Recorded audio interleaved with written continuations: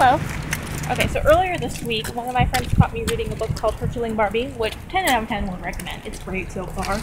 And they asked me what it's about, because they're polite and engaged in the social contract of being interested in the things that the people they like are interested in.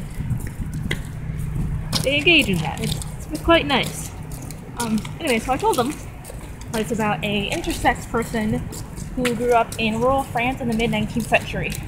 It contains their medical files, their memoir, and apparently there's a trashy novel at the end. I might not read that. Anyways, then they asked what the word intersex means, which makes sense. It's a very hard word. Okay, it's terrible at exercise. Okay, so it's a hard word. And, I mean, a lot of people are unfamiliar with the concept of it, so I felt like maybe some of you would, and I gave them an answer that's not as complex as it should have been, and I didn't give the complexity to the idea that it deserved. So I decided to make a video to remedy this situation, so not only they, but other people will have a more interesting, complex idea of what this thing is, because it is complicated. It is, God almighty, is it complicated. It is, and I have a notebook with all the statistics I'm going to say. So that's done. Oh, God, when I cross the street. Oh, yeah. I do that. You see that now that I'm on into this. Okay. Well, part of the snowblowers. Okay, so intersex is kind of an umbrella term. It is a term that pretty much covers all people born with one of several conditions or diseases. I just found a disease. So they have a variation of their anatomy which would result in being defined as either fully male or female. Yeah. So both internally and externally, they're neither fully male or female with their bodies and stuff.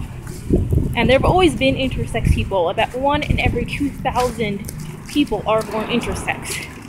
It's always been a thing. Intersex has absolutely always been a thing.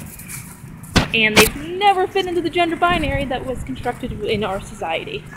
There are over 30 conditions which fall under intersex, and I don't know very much about each specific one, but if you would like to learn more about that, I suggest going to the Intersex Society of North America website. You will have more information, and you can research at your own leisure. And a lot of people know very little about the intersex community, and one of the reasons for that is because there's always been a history of shame and secrecy. It's different. People don't like things that are different. We like neatly constructed things, and the truth defies simplicity, and so do they. There is also the kind of, every so often, doctors and parents will give intersex children unnecessary surgeries to fix them and give them a normal anatomy.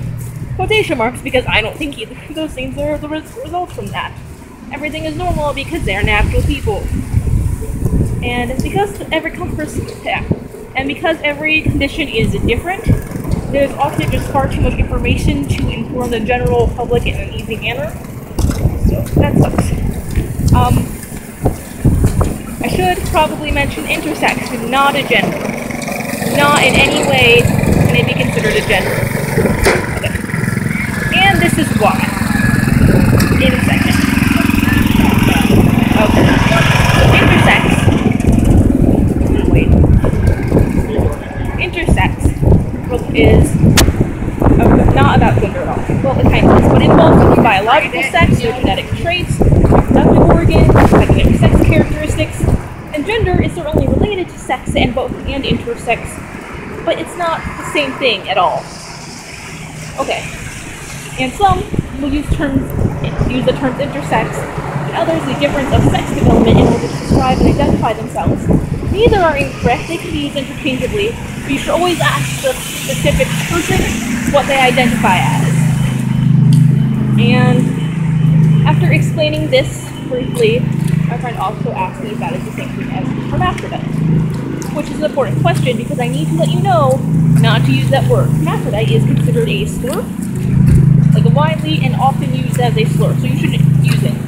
Because you're not a bad person, you don't want to make people feel bad about themselves, you don't want to, stigmatize them and harm them in any way. So you should never describe someone like that unless they identify it and have specifically asked you to or told you that they prefer that term, that they identify with it. Anyways, if you have any questions about this or anything else, leave them down in the comments and I'll get to you as soon as I can. Don't forget to like and subscribe if you want to see me again.